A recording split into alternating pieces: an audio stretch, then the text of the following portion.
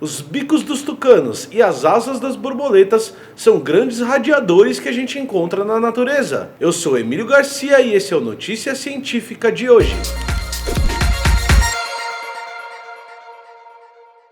As evidências científicas nos mostram que o isolamento é a melhor maneira da gente brecar essa epidemia que a gente está passando hoje em dia. Por isso que nós apoiamos a hashtag Vamos Parar o Brasil. Só que nós entendemos o impacto econômico que uma atitude como essa de ficar em casa pode ter numa sociedade desigual como a nossa. Por isso que a hashtag Vamos Parar o Brasil sempre vem associada à hashtag Renda Básica Já, em que nós, como sociedade, vamos garantir uma renda mínima para que as pessoas consigam sobreviver da melhor maneira possível nesse momento de epidemia que a gente está passando.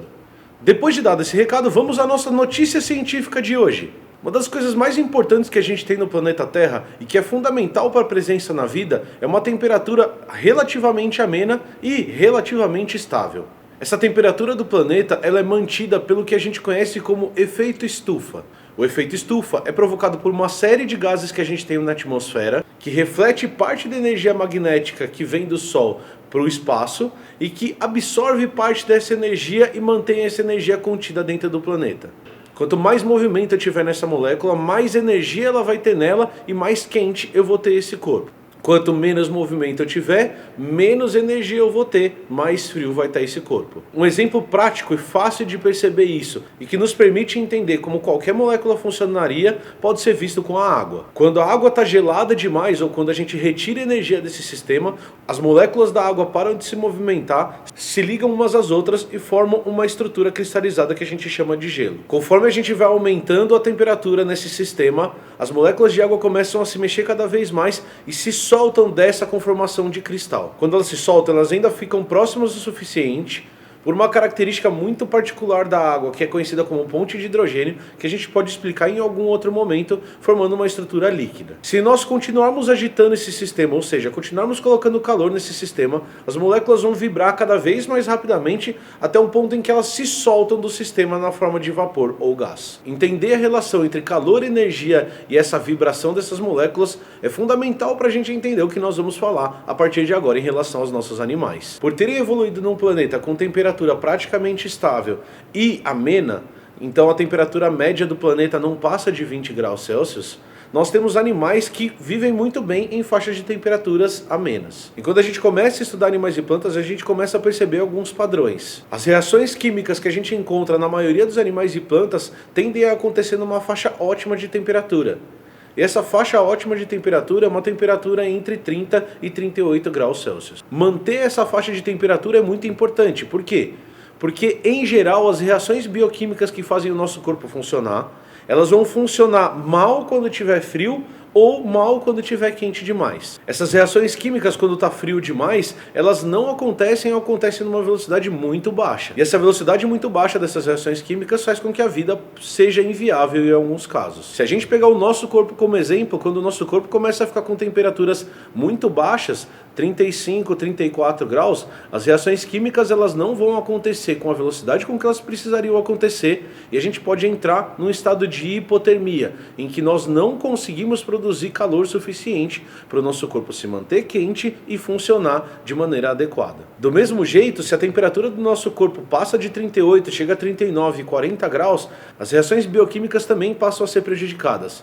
Principalmente por um processo de desnaturação das proteínas, em que as proteínas param de funcionar da maneira como elas deveriam funcionar por perderem a sua forma por estar quente demais. Essa questão da manutenção da temperatura, ela vai variar de organismo por organismo e principalmente vai variar de como o metabolismo de um organismo funciona em relação ao outro. Animais que são ectotérmicos, ou seja, que utilizam mais a temperatura do ambiente para sobreviver, como por exemplo lagartos, vão controlar sua temperatura comportamentalmente. Eles vão entrar e sair do sol para aumentar ou diminuir a sua temperatura. Esses animais que dependem mais da temperatura do ambiente tendem a ser mais ativos durante o dia do que durante a noite. Uma vez que durante o dia está mais quente, é mais fácil de fazer esse controle de temperatura do que durante a noite. Um outro grupo de animais que a gente pode trazer aqui tem como exemplo os mamíferos e as aves.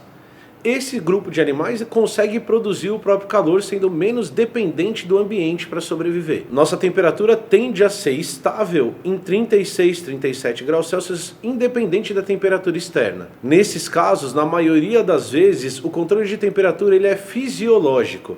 A gente transpira para manter o calor fora do nosso corpo, ou a gente treme para manter o nosso corpo quente. É claro que na natureza a gente encontra exceções para tudo, mas independente do grupo que a gente estiver falando, controlar a temperatura do corpo é fundamental para a manutenção da vida. Dentro desse conceito, eu vou trazer 2 exemplos aqui para vocês de estruturas morfológicas que são usadas para controlar a temperatura em determinados grupos de animais. O primeiro trabalho foi publicado por pesquisadores da Unesp Rio Claro em associação com pesquisadores de uma universidade canadense, em que eles fizeram um experimento para mostrar uma segunda utilidade para o bico dos tucanos. Nesse experimento, eles pegaram 4 animais diferentes e colocaram esses animais dentro de uma câmara com temperatura controlada. Os pesquisadores conseguiam variar a temperatura dessa câmara simulando diferentes condições do dia na vida desse bicho. Durante essa variação de temperatura, eles faziam filmagens do corpo do animal com uma câmera capaz de perceber variações de calor, uma câmera que filmava infravermelho. Ao fazer isso, eles conseguiram perceber que a quantidade de calor direcionada para o bico do tucano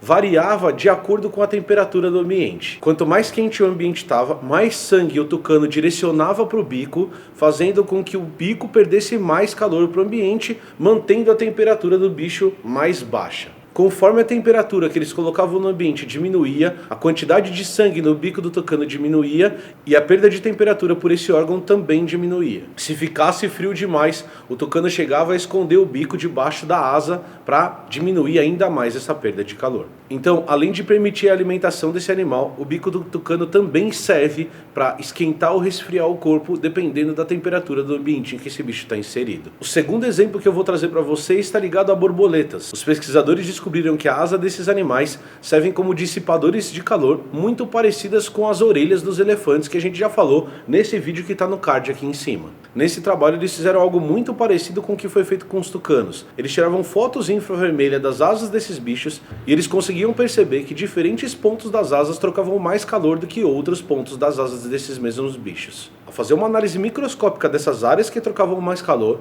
eles descobriram que o formato das escamas que compõem a asa da borboleta nessas áreas é diferente do que em outras áreas. As escamas são mais onduladas, aumentando a superfície de contato da asa com a atmosfera, e por isso permitindo uma maior troca de calor. Uma coisa muito interessante que esses pesquisadores propõem é que, ao entender como esses animais fazem troca de calor, a gente poderia usar essas tecnologias que foram desenvolvidas ao longo de milhões de anos de processo seletivo para criar materiais mais eficientes que poderiam ser usados nas nossas empresas e nos nossos projetos como seres humanos. É isso, espero que vocês tenham gostado do Notícias Científicas de hoje. Não esquece de deixar o seu like e se inscrever no canal. Além disso, pega o link que está aqui em cima e manda para alguém que você conhece que pode se interessar por esse conteúdo. Um abraço, até a próxima!